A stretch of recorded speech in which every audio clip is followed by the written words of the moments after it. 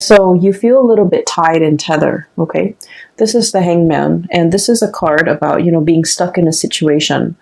I also feel like not wanting to go against the crowd, okay? Not wanting to rock the boat, not wanting to swim upstream.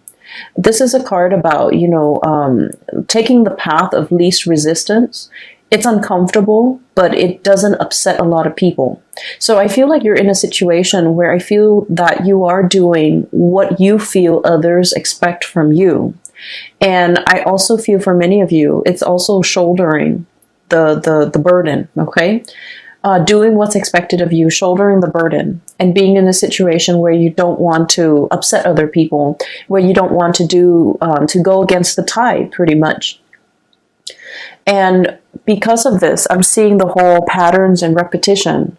Because we don't do what's expected of us, or because we don't want to upset other people in the process of doing something that we feel is the right path for us, we can also be swept up in this patterns and repetition where we feel like that lack of human agency of making decisions, taking control of our own lives, being the driver, being in the driver's seat where you can steer the vehicle in whatever path and through whatever, road or route that you choose to take. So there's a lot here about needing to kind of step up, needing to put your foot down, needing to be very, very firm, and needing to figure out which direction am I headed and how can I steer my path in that direction. There's a lot of dreaminess, fantasy, and mulling things over, but I don't see a lot of action happening for you guys for the month of October. We have here the Seven of Cups, and this is sort of mulling over all the options that are in front of you, okay? If you can look at this card, I mean, he's looking at all the different offers that are in the cups. And this is a card about, being a little bit more daydreamy, dreaming about what could be, dreaming about the life that you want to have, the career that you want to have, the ability to travel, the ability to move about. Because Gemini people love to be able to travel, to see new things, to report back and tell others about all the new sights and all the new adventures.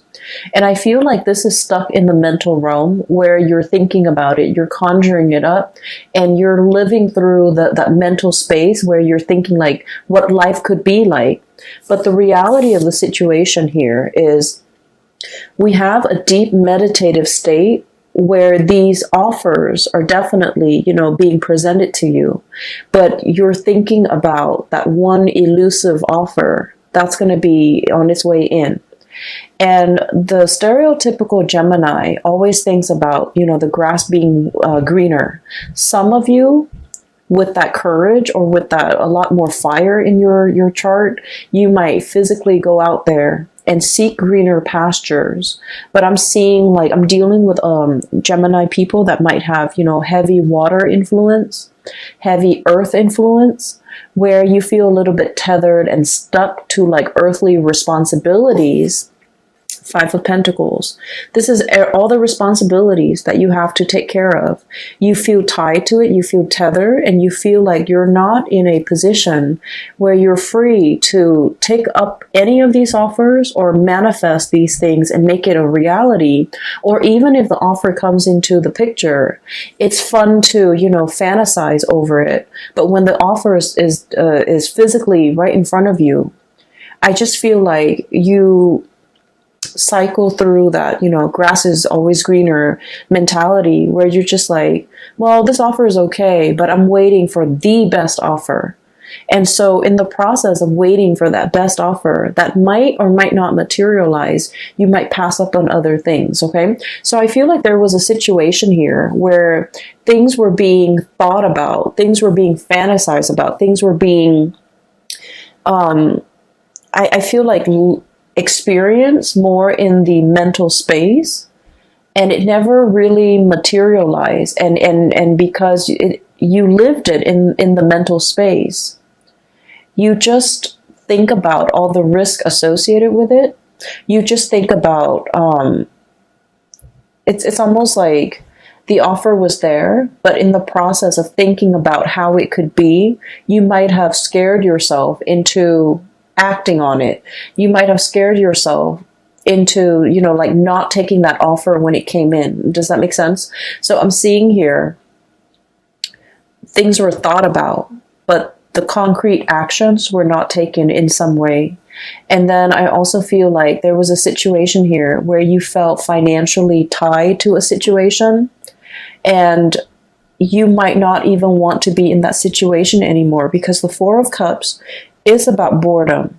Okay, and then when like an air sign such as yourself have to escape into your mind, in the realm of the mind, in order to live out some alternate reality or some alternate fantasy, that's when you know that physically the situation that you're in might not be exciting, might not be enough for you anymore. And that's why you're retreating into the more mental, emotional space in order to live out like this fantasy in a safer or in a more like fantastical environment. So I'm definitely seeing this here, and this might be something that have come in the months prior, like in September, in August, however this plays out for you guys. I feel like you're coming into the month of October, realizing how a lot of energy, a lot of time has been wasted, and I'm also seeing a missed opportunity. Where you molded over, you took your time and you stood there and waited, and I felt like something slipped you by. There's definitely an offer on the table here for something to be built upon, for something really, really great. And then I also feel like for many of you, when this offer came into the picture, for whatever reason, you felt like it wasn't good enough. You felt like it wasn't enough. You felt like it wasn't life-changing. It wasn't fantastical the way that you envisioned it in your mind. And so you might have inadvertently, turned your back on this offer. And I feel like it was very solid. It has the potential to go the distance, and it has like the potential to be built upon, to be nourished and cared for, and then it would really blossom. And it has like a lot of income generating potential as well. And for whatever reason, this situation was overlooked. So coming in for the month of October, I feel like your spiritual advice in general is regain control. Step back in that driver's seat. Don't let these things, cycles and patterns and repetitions, don't let them repeat. Because as you will see further down the line, possibly, moving into next year, where we're heading into 2020, and you're going to start to see that, a lot of time, energy, resources has been wasted, but very little came out of, the ability to manifest in 2019. So I feel like there's a situation here where they're telling you to, take action, okay? Take charge, put your foot down, and really steer your life in a different direction. Because I feel like you're kind of like being swept along rather than being the driver in your own life, okay? So that is pretty much what I'm picking up here with the first 4 cards. And so moving forward, what we have here, you have, you're ending out with the month with a little bit more of a spiritual advice. And it's an advice to kind of like, it's like a forewarning. Okay. So what we have here is the Two of Cups and the Lovers. The Two of Cups, so both of these are, love cards, okay? Both of these cards denote like a connection, like an emotional connection that you have with another person. One is very, very stable. So we have here the Two of Cups. This is friendship, camaraderie. Two people that, even if you haven't spoken to one another in a really, really long time, you can still pick up where you left off. 5 years, since the last encounter, you can pick up where you left off. 10 years since the last encounter, things just flow. Communication is really, it's really easy between the two of you. And this is two people having a lot of compatibility, okay? Because the Two of Cups is like, no matter what the other person does, you forgive them. And vice versa. No matter what you do, the other person forgives you because they innately have an emotional understanding of why you do the things that you do, because deep down, they're a lot like you, okay? So this is like a true friendship, a true love relationship where, some people say soulmate or whatever, but I feel like at its core essence, it's built on being able to like one another, okay? You can love somebody, but I feel like this is a card that denotes true compatibility, where you really like the other person, you want them to do well, okay? And then in opposition to that, we have here the Lovers. And this is a card that indicates a lot of like chemistry, a lot of physical passion that we have for another person. But what we see depicted in this card is like the feminine and the masculine energies, where they're complementary, but they're not always compatible. So it's a situation where I feel like there might have been third party interfering in the relationship. There might have been, other people on the outskirts of the relationship either disapproving it, or, too many cooks in the kitchen, too many family members, too many outside elements affecting the compatibility and the stability and the tranquility in this union right here. And I feel what's happening here is, for some of you Gemini, for most of us, actually, not just you Geminis, for most of us, we need both in order to feel really alive in a relationship, right? We need that compatibility to know that the other person is going to be there, even when they're mad at us, okay? And then we also need this raw, unbridled passion in order to feel alive, in order to feel that sense of excitement in a relationship. So we kind of need both. And I feel like there's a situation here where you're getting one, but not the other. Okay? And I feel like you might be seeking a little bit more excitement, or some of you could be seeking a little bit more stability. So you're getting one of these things in your relationship, but you're not getting the other. So whatever it is that's lacking, that's what you're really thinking about. That's what you're really mulling over. And that's why it's really hard to truly, choose among all the options, because you want that all-encompassing, you want the total package. You want somebody who embodies this and this. And I feel like if you are in a situation where the relationship is lacking one of those things, whatever that might be, that you deem you need in that relationship, if you are in a partnership, or if you are in a relationship with another person, I feel like your partner is feeling that too. Okay? And what I have here is we have the High Priestess. This is somebody who works on intuition. Okay? So this is someone who, like, they can walk into a room and they can feel the undercurrents. They can feel the tension. They can feel the love. They can feel whatever energies that are inherent in that room, between the interaction between the people in that room. They feel it. And then this is someone who's so intuitive that when they're interacting with you, if they're picking up boredom, or if you're emitting, signs of boredom, they're going to know. If you're emitting signs of dissatisfaction, they're going to know. And if you're emitting signs that, like, you're either spaced out or daydreamy, or, you're not 100% committed to it, I feel like they will know. And so you're dealing with someone like this, where energetically they pick up what you pick up, or what you would emit on a subconscious level. So you might not be doing it on purpose, but I definitely feel like there is a situation here where the partner is picking it up. The word that I'm getting from this card here is about, there's a connection here where, and I'm just going to raise this up. We have here the Two of Cups. This is a really good spiritual connection, because I feel like, the two people really, really care about each other. Okay? They're very much alike. It's like a mirror splitting image. And if you were a little bit more prone to looking for excitement rather than compatibility in your relationship, I feel like the month of October is going to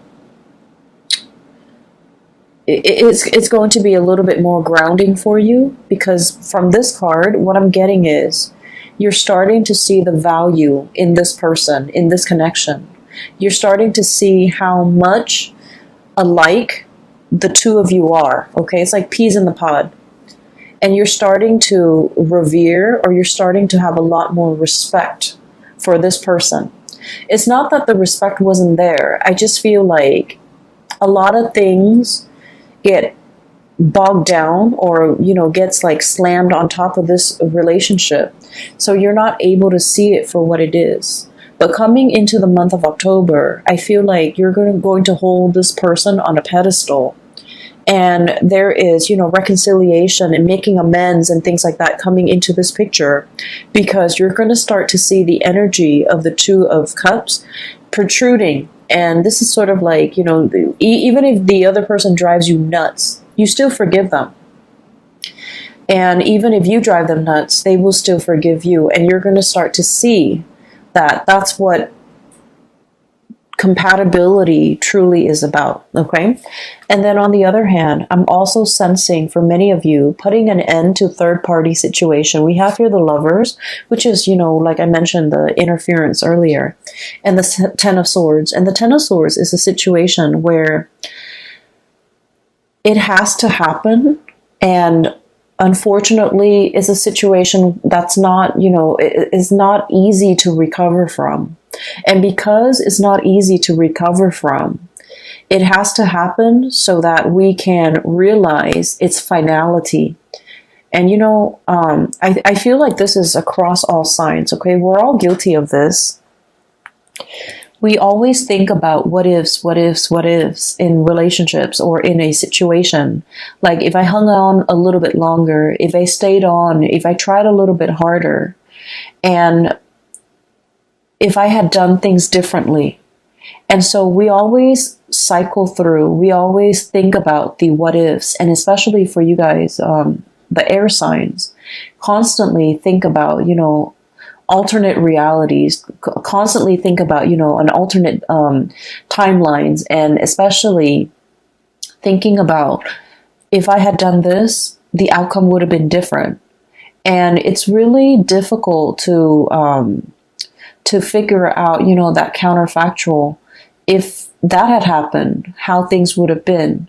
And since we don't live with that counterfactual, since the choices were made differently, we are always going to be stuck in that revolving door, thinking like, should I go back to it? Should I try to fix it? If I had done this, the other person would have done something else, and then the situation would have been different. But we don't know the outcome of that different scenario because we're not living in that timeline. And so what I'm seeing here is there's a situation here. It had to end, and it had to end in a way where definitively you can tell yourself it wasn't meant to be, because it ended this way. And I'm feeling for many of you, there might have been like a really strong connection with you and another person where you both were just not very compatible for each other. And compatibility, opposites attract. So compatibility, lack of compatibility is not always a deal breaker in a relationship. But lack of compatibility when two people are too stubborn, too, I feel like too proud to kind of let their guard down, be vulnerable with one another, and to kind of agree on a common plan. That's where things can get a little bit dicey, and that's where I feel like there's a situation here where there's too much has been said, okay? The sword energy rules communication, and you have this kind of spooky figure in the back, okay? It's like daggers in the back, feeling like somebody has really done something that you can't really forgive them for, or that can't really be gone back to and fixed. Okay, so it's a situation where you're not going to be wondering what ifs anymore. I feel like, it's kind of like that last nail in the coffin, where too much has been done, too much has been said, and you really can't, reconcile or recover from it. And then I also feel there is a reconciliation here with a situation where there's a lot more more compatibility, where there's a lot more consideration for one another. And when that happens, I feel like you're going to start to revere this a lot more. You're going to start to see the value in this person or this situation, and you're going to start to, I want to say, make a lot more effort in order to keep this situation around. So for the month of October, I do feel you're regaining that sense of agency, being the driver's seat in your own life, steering the vehicle in whatever direction you feel is better suited for you, and making some really strong, important, and major decisions here when it comes to your emotional stability, okay? And, choosing who you choose to spend your time with, who you are devoting your resources and your energy to, and who is facilitating and making the voyage easier for you. So you're really coming into your own sense of what's very important to you. And I feel like, the path of least resistance in this card. Then I'm also feeling being able to cleanly sever ties with people that might not have been good for you, being able to say that, to see the situation for what it is, okay? It's like two people, when they're working well together, they can have dominion over their environment, okay? This is like a kingdom, okay? So it's like ruling over all the animals, and, at the risk of sounding very biblical, I feel like it's dominion over the earth, over their environment.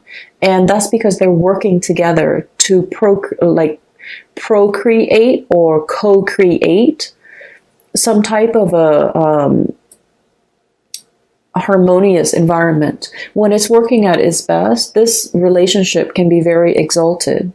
But when it's working at its worst, it's lack of compatibility, lack of common vision, lack of common ideals, lack of common goals and aspirations. And so what I'm sensing here is, just because it's incompatible doesn't mean that it's doomed from the start. It just requires a lot of growth, a lot of maturation, a lot of seeing, forcing yourself to kind of see the other person's perspective and understanding where they're coming from and why they behave or why they make the decisions that they do. And I feel because of that, it requires us to kind of step outside of our shoes and slip into someone else's shoes to kind of understand what they have been through. And I feel like this process might also be very, very uncomfortable because you're dealing with someone who might be very opposite from you. You're dealing with someone who might be very different from you culturally, linguistically, I feel, for some of you, and just, in a different body, in a different life. And so it's really, really hard to figure out where they're coming from and why they behave the way that they do. But either way, I feel like the month of September, there was a situation here where you're clinging on to and you're realizing what's very important to you. You're in a situation where you're not putting yourself in circumstances where people can make you really doubt your capabilities, because I feel like there's a huge uptick here when it comes to, being able to follow through with things that you have laid out for yourself. I feel like there might have been a situation here, especially for some of you, like schooling, training, or something like that, because the Page of Pentacles is it's like a student, okay? So this is like some type of a training course, some type of on-the-job training, some type of schooling for some of you.